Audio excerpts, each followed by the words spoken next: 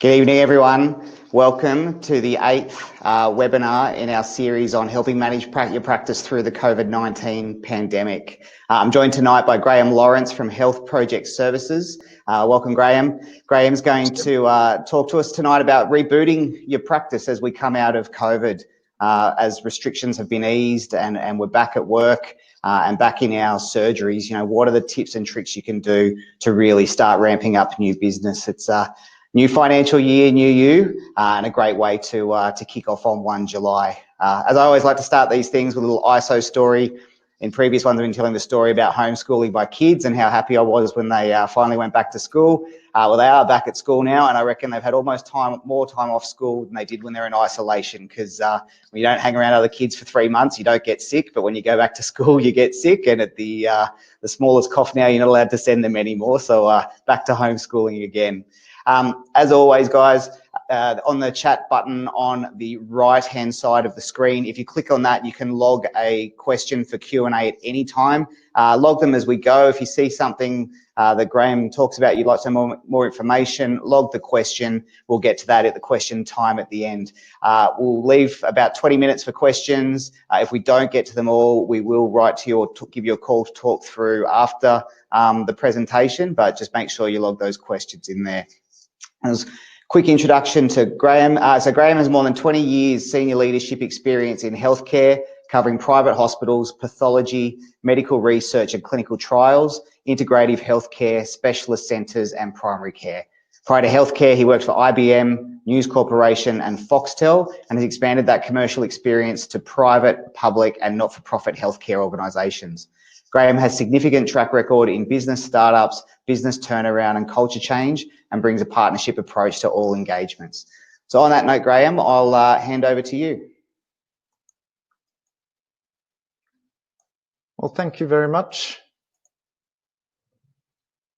Thank you very much, Tim. And yes, thank you for this opportunity and for going through how to, I guess, reboot your practice after COVID-19. So let's kick off. So just a very, very quick recap of government support that's in place. JobKeeper at $3,000 a month and cash booster opportunities up to $100,000 a month, with some state government support packages for those of you that are eligible. Important to note that these packages and these supports are starting to wind down. JobKeeper in September, cash booster through July and October. So when you're planning your cash flow, please keep these dates in mind. Probably a day out of date, but for those with the financials to take advantage of it, the instant asset write-off was an opportunity to make some short-term gains and potentially even set your practice up more COVID ready. So looking at some of the simple things that might be able to be done, and I know it's not very sexy, but as Warren Buffett says, you can make significant changes from simple things. So looking at matching your cost base to your expected activity, and I recommend everybody, as far as possible, understand your future activity and plan, project that as closely as you can, and then go about matching your staff to that activity, potentially limiting your hours of operation and/or applying those on JobKeeper to that activity so that you're getting the most bang for your buck. Where possible, as you try to grow out of this stage, redirect some of your staff to marketing and client or patient follow-up activities, or into some of the other areas that might give you productivity improvements or marketing improvements in the future. So implement new systems or improve your automation of your existing systems. And as you go forward, think about renegotiating your cost base. This is not something that people generally do, but we are in a particular place and time where people are very interested in ensuring that you've got a long-term business or a business at the end of this crisis. So longer term rent reductions than perhaps what the government anticipated while you get yourself back on your feet, and talking to major suppliers, but perhaps price reductions or a pause in CPI increases or deferrals or improved payment terms, anything that might help your business to trade out of COVID-19 or invest in some activities that are going to bring your patients back quicker or your clients back quicker. I guess don't ever waste a crisis, and this is a common catchphrase, but you'll find that in a crisis you've got an opportunity to revisit some of the things that you might have put off, or even to have a crack at some of the things that you've long wanted to do. Take advantage to reduce particularly any long-term overstaffing that you've had in your business for a while. Now's the time to address some of these issues. And also look at any structural inefficiencies or inequities that you might have in your business that prevents or limits or provides a barrier to its growth. Seen some structural agreements where they limit or provide barriers to people working beyond a certain level. And that could be a fee share or a share of revenue. So if you have structures in your business that provide barriers to good growth or effective change, now's the time to consider having discussions with partners or staff around them. A crisis will often provide an environment for consideration of these effective changes. And so carefully consider transitions to new structures, have open and transparent conversations, and you can find that you can reset or provide a really good or a better footing for your business to grow than perhaps what it was experiencing pre-COVID. Look at attracting patients to your business, and I guess here's going to start to look at some of the areas that are going to be of great importance, and maybe take some of the lessons of some of the people that have traded successfully in the last 3 or 4 months. Looking at attracting patients back or providing an environment in where your patients are likely or going to want to come back into your business. Simple things can be put in place that present it well and present it as a place that patients aren't, well, at least remove it as a barrier from patients coming back in. And are there physical barriers? How are your distancing protocols? Do you have temperature checks and PPE of staff at appropriate levels? Your cleaning is up to date, and your staff training in protocols around this is good. Put these things in place, I'm sure you all have, but also communicate and promote to your client base that these things are in place and you're ready to meet their needs in a safe way. And if you can present that, images, textual communication via your website or SMS, anything that you can do to give some comfort and confidence to your patients as they want, or patients and clients as they want to come back to your business, that they feel that you're ready and able to serve them in a very safe way. Look at the staff and the practice and the way it presents, and you can present this on your website. You can present this physically. You can present it in, say, Zoom consults or video consults that might cost you a little bit of money at the front end, but might be a promotional and marketing exercise to get people confident to return to your practice. And now is definitely the time to ramp up your marketing. It's not while you'd be looking to make changes and save costs wherever you can, targeted marketing, presenting yourself as a good, safe business, presenting and communicating the needs for regular patient follow-up. These sorts of things will go a long way to start both encouraging and providing a framework where your patients are, I guess, triggers that response of, yes, I do need to look after my healthcare. I've put it off for a little while. The practice is safe. I can see it's safe. It's time for me to start coming back and making my regular appointments because it's for the good health management. So anything you can do to communicate effectively about the need for good and ongoing healthcare, and that your practice is ready and prepared, and you've upgraded or upskilled, or you're very ready to serve them safely, that will go a long way to getting your patients comfortable in making appointments and coming back. One of the other things, and this is across the community and in many frontline health settings, is staff may be anxious. Some will have underlying health issues and not wish to come to work. It's important that your staff are safe and feel safe, because if your staff are nervous or uncertain, they might project that in the way they deal with patients. So giving your staff confidence through training and protocols, giving them the protective gear, giving them the right setup in terms of the equipment and the protocols that they're working under, giving them the flexibility to work from home some hours, anything that gives them comfort and confidence and presents that to your patients and clients is going to go a long way to providing a work environment and a safe environment, and presenting a safe environment to your patients, as well as keeping your staff as happy as they can be.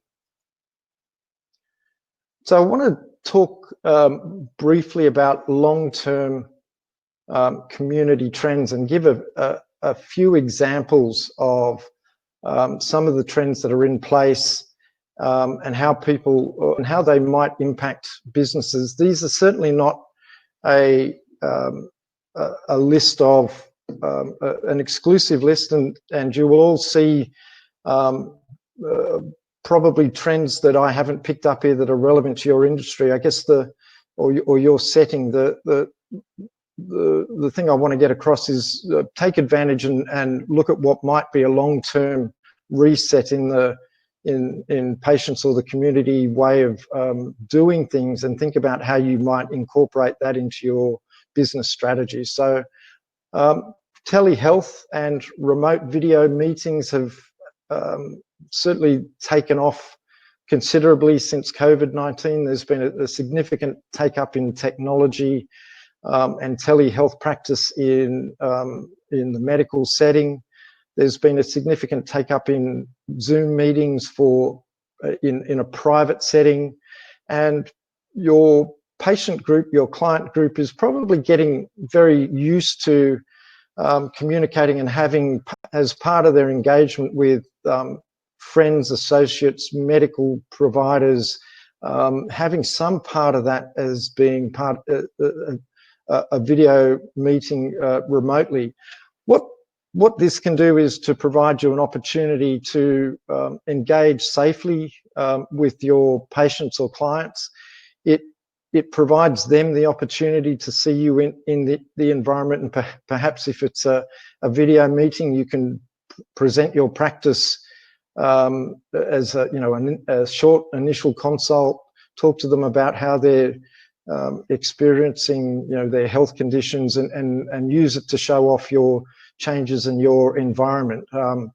It might be free, it might be small fee, it might be something that is a loss leader that you can then book these patients or clients back into the future to come and see you again with confidence. So the use of this technology changes in the broader community might give you an opportunity to promote yourselves and to engage with your clients and patients on a new level. There's a lot of increased working from home, and this is considered to be a long-term community trend, and I think it's probably correct. You're going to have increased worker flexibility and increased workers working from home.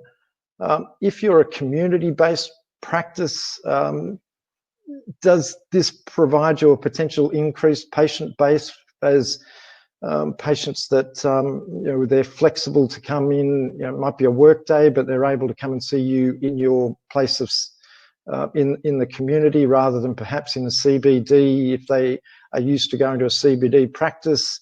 conversely, if you're a CBD-based practice, what does this mean? How do you market to patients that, or patients or clients that spend more time at home and don't come into the city and perhaps are considering finding a provider closer to home? So each of you might have a different response to something like this, but it's important to just look at it and see, in the context of my business, where it's located, who I am targeting for my business, what can I do, and how do I respond to a situation where more people are working from home? Can I take advantage of it?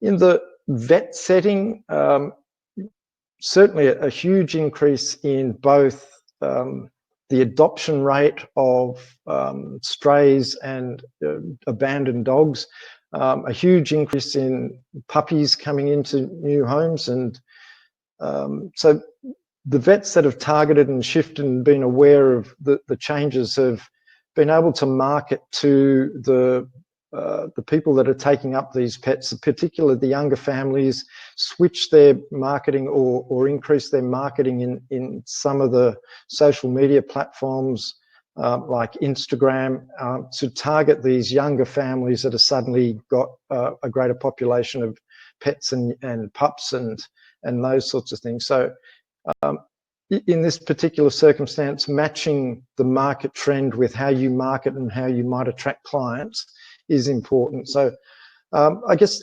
not wanting to or not able to provide a particular wide example for everybody, but there are trends in the marketplace that might be particular to your industry, it might be particular to your business, it might be particular to your location or target group. So how do you respond to that? What are the things that you can put in place to take advantage of these changes in your clients, your patients, or your potential clients or your potential patients? So looking at the next 6 to 12 months, and it has been a difficult time. Some practices have really thrived and reoriented their business and continued to operate and have picked up work with changes to how they engage with their clients, engage with their patients, and particularly in environments where their competitor has shut down. They've managed to pick up business. So for some of you, you've chosen to shut down and to pick up a little bit later on. So how do I move through the next 6 to 12 months with safety within my business? So planning and forecasting is particularly important, particularly as your cash flow is going to, well, the subsidized cash flow is going to start to dry up. As I start to market and start to re-engage with more patients, do I have a shortfall? Can I get through this? Do I understand what my cash needs are? Recommend you have a look at the next 6 months, particularly if you're worried and you're right on the edge of your cash flow planning. Look at your shortfall coverage operations. Undertake a forecast. Look at your month-to-month cash flow. Do you have a shortfall, and what are your shortfall coverage options? Well, there is government guaranteed working capital loans that could underwrite any shortfalls that you may have as you trade out, and I think what you're aiming to do is find a way to trade out of any short-term losses. And you might look to supplementing and supporting your business through new practitioners who might be interested in buying in to your business, or they might be interested in coming to work for you in your business. So I guess the shortfall coverage options are debt and perhaps equity. Also going back to the previous discussion of renegotiating your cost base so that it might be lowered for a little while or deferred for a little while to give you capacity to work out as you grow back your business. But if you're looking to access your capital, if you're looking to access this operating capital funding to allow you to grow your business back with safety, or you're looking to establish partners that might be buying into your business and funding your business and funding into your business, recommend you establish a simple, coherent plan with some numbers that demonstrate how you're going to, what your minimum cost base is, what your patient activity is that you're forecasting and how you're going to derive those patients, what your shortfall is and for how long, so that you can present a cogent plan to anybody that's looking to invest in debt or equity in your business, so that it gives them some confidence and certainty that that's the amount that you do need, that there is a viable business at the end of it, that you know what your issues are and how to get through it, and it's it is supported by your experience and your analysis and the steps that you're going to undertake. So it's important that this is, if you're looking at getting bank support, debt support, or somebody to buy into your business, presenting a business case that is supportable and logical, and the numbers stack up in terms of what you're asking them to fund. Very important that that's presented in a simple, straightforward and coherent way. So market opportunities. I mean, this is a time in the market where people are hurting, and there are businesses that will fail, and there are businesses that will succeed. And as Warren Buffett also said, when people are fearful is when he likes to be greedy, or words to that effect. So basically means that there are market opportunities and investment opportunities that those who are prepared to take the risk.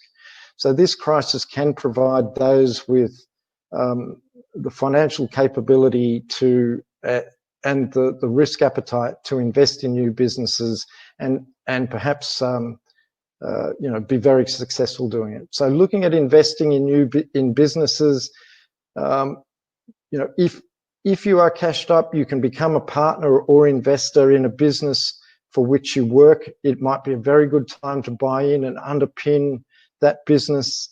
And if you're an investment or a business owner, this might be a very good time for you to attract co-investment in your business, and that co-investment might be people that work for you that you want to attract and retain long-term in the business.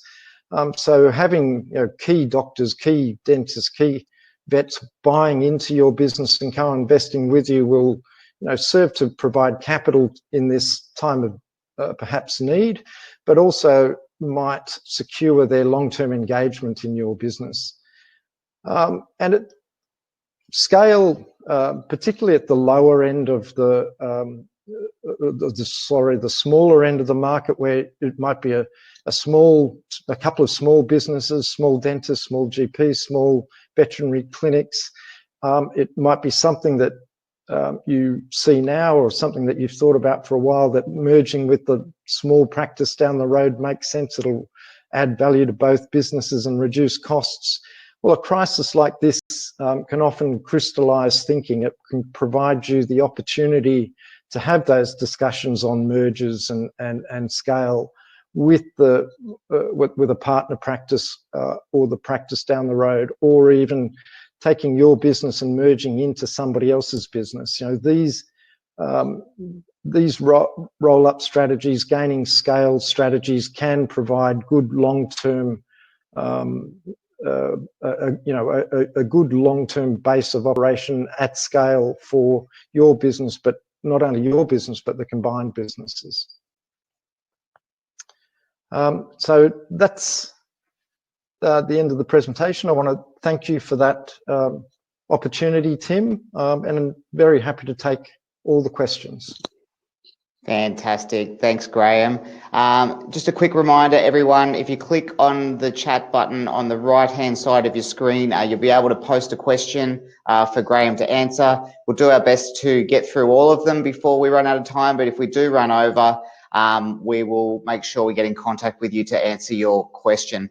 Maybe just a couple of observations from me, Graham, while people are loading their questions.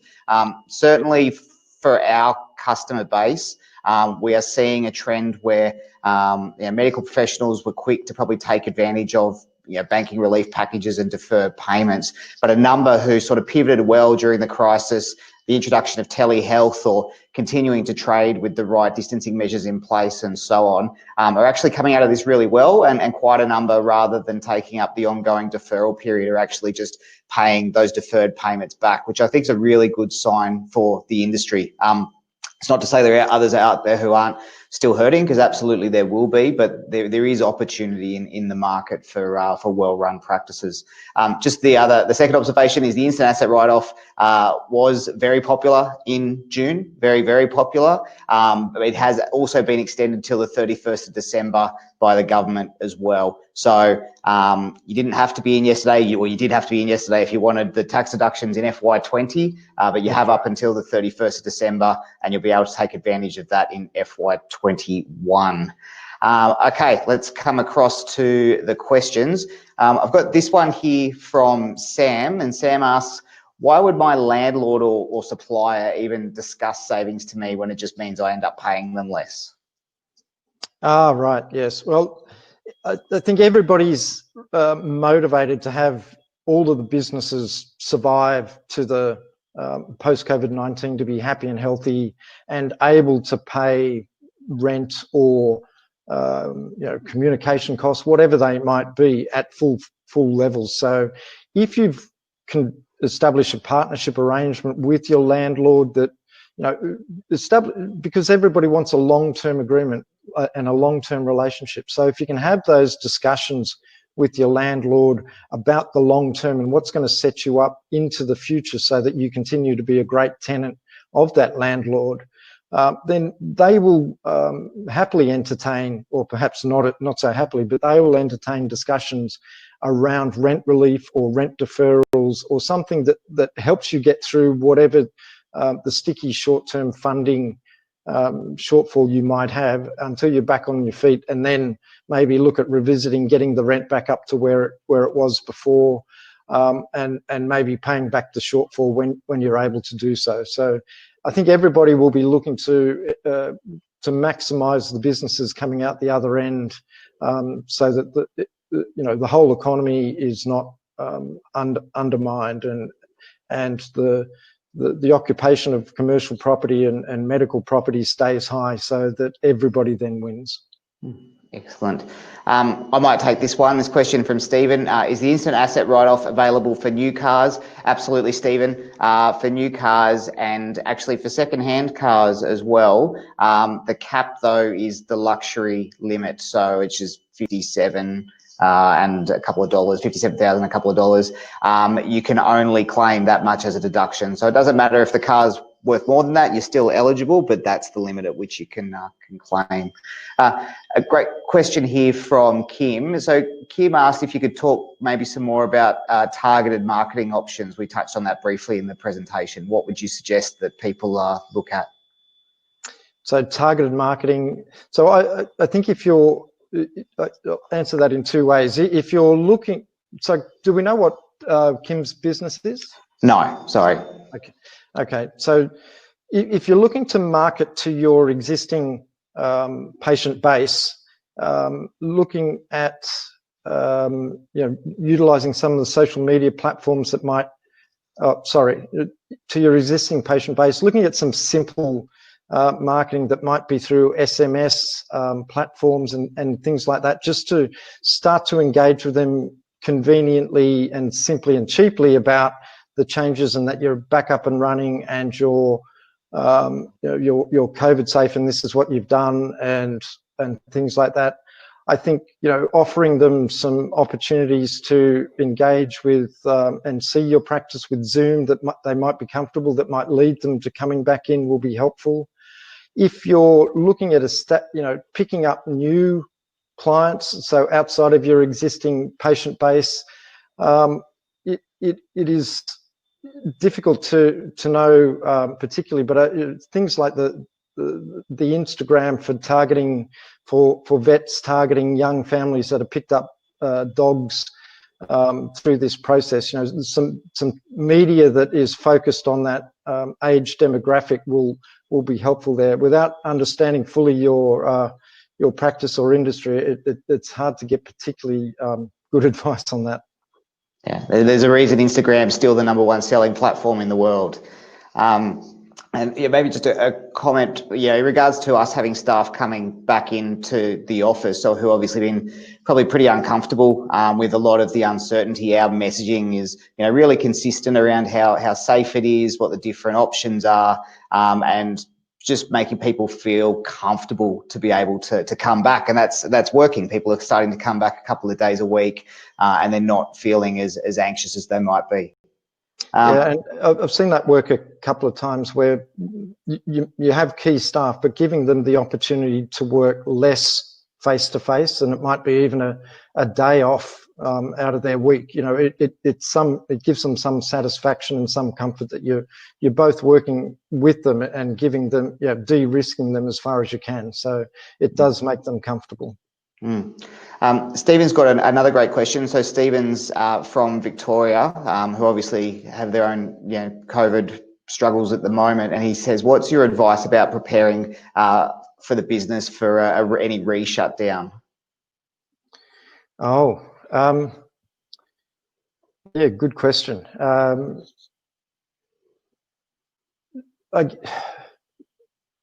Re-shutdown at the moment. I think it's going to be a couple of things. Are your staff on JobKeeper, and how well are they positioned? Sorry, Tim, I need to think about that one a little bit. That's all right. Not a straightforward question. That's okay. I might just jump in, from I suppose a banking side while you have a quick think about it. I think firstly, the first thing you need to do if you shut down again is basically ask for help from your advisors. So, I definitely speak with your accountant, who will be well across obviously the different government stimulus measures and being able to help you apply for it. But in regards to your finances, obviously we had the deferral program put in place in March. I would imagine as we come in towards September and that starts to roll off, that those deferral packages will be re-looked at. Obviously, finance organisations don't want their customers falling over, so just engage with your financier and have a chat to them about what your options are, and that just helps sort of ease some of that pain of that ongoing cost base. Yeah, and I guess following that theme, it would be the negotiations with the landlord and how far you could extend all of the standard subsidy things that are in place at the moment. But after that, it is looking at what your cash flow needs are, and I guess potentially looking at some increased debt funding that might get you through, or looking at some partners that might help you get through as well. And you raised a good point. You touched on it before, Graham, about the government-backed SME loan. We probably haven't seen as much take-up of that offer as we had expected, but I think by the time it was ready to go, we'd started to see, some sort of recovery in a lot of practices. So there is actually quite a large amount of that capital still available in the market, and it would be a good option if you had to shut down again.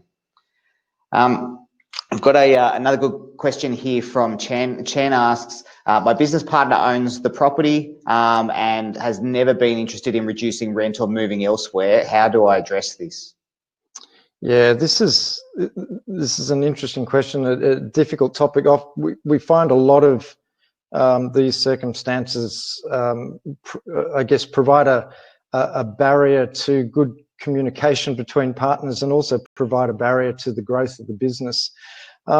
With a partner that owns the property, I guess they're often an older partner, and in the long term, that property or the business is likely to move outside of that property at some point as that partner sells out. So having an early engagement on the risks and the likely long-term implications of not engaging on rent relief or changes to property now, and a reasonable discussion of some of the negative consequences for the owner of the practice that are likely or the owner of the property, you can start to talk about some of the, how you might be able to mitigate some of those consequences in the long term, as a quid pro quo for some negotiations on the rent at the moment. So it's I guess bring the potential long-term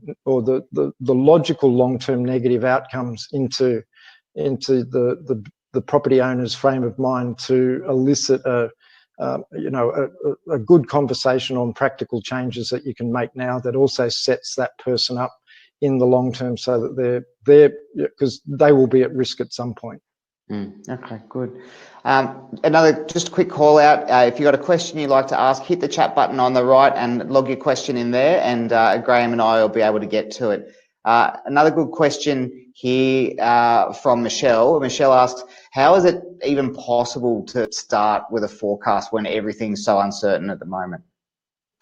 Yeah, it's very difficult. But I guess what you're looking to do is you will have a base level of activity, and you will know where your client base stood before, and you will know or be able to know what your cost base is, and be able to get a very good handle on your costs.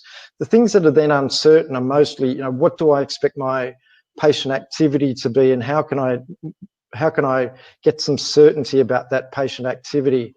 And you're looking to, well, if that's dropped off, what are the reasons it's dropped off, and how can you start to reach out? And that could be, can I call, can I SMS all of my patients? Can I call or have my staff who are a little bit idle call 50 staff? Can I start to expect, if we call 50, we might get 10 or whatnot that will book in.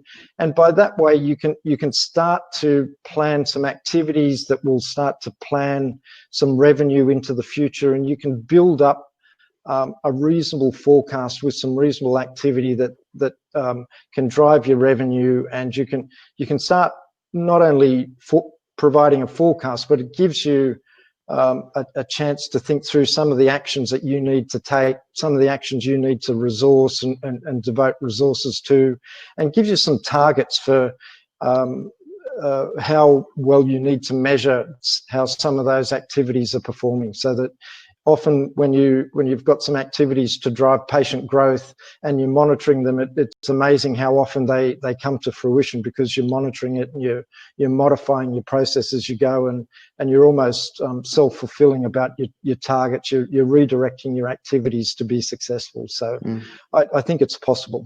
Okay.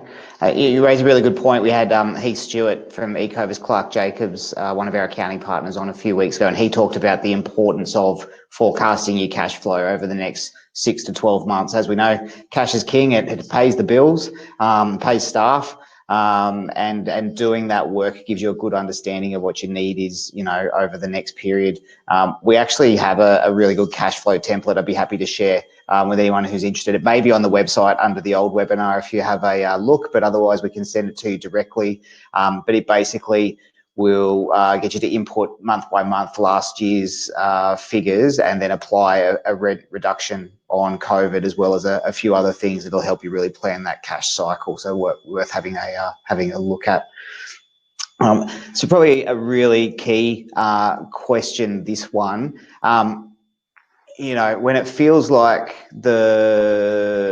sorry, this is from Dave, this one. When it feels like everything's starting to go wrong, when is the right point in time to ask for help and do something about it? Never too early to ask for help, and right now's the time to do something about it. So I think the earlier you can identify any concerns, ask for some assistance, ask for some advice. I think the earlier you can start to get some assistance, it'll do a few things. It'll make you more comfortable. There's nothing like being uncertain and unsure to, if you're losing sleep as a result of it, you're not going to be as effective. So it's the best time to do planning now, and the best time to ask for help now, when people have got the earliest possible chance to make a difference in your business. Great. Martin, not a question, but a point, has said they saw a 95% reduction in revenue in April, 75% in May, 45% in June, and so their estimate is 20% down for July. But they negotiated with their landlord, and their landlord gave them 30% off for July with this forecast that they've done. Yeah, I mean, it's a good way to go, and it means, if you're forecasting to that extent, and your business performs above expectations, if you you can go back and be generous to your landlord if you're able to. So, and in that way, you further cement a long-term business relationship with them. One final question, and just because I'm conscious of the time, we have got to all the questions, although if you do have any last minute ones, please pop them in. But this one from Stephen in Victoria again, he's asked, what kind of scenarios, or what scenarios do you think people should be preparing for the next 12 months? So I certainly think we should be understanding if another outbreak took place and there was another lockdown, what would I do? How would my business respond in those circumstances? I would definitely plan for the worst case scenario.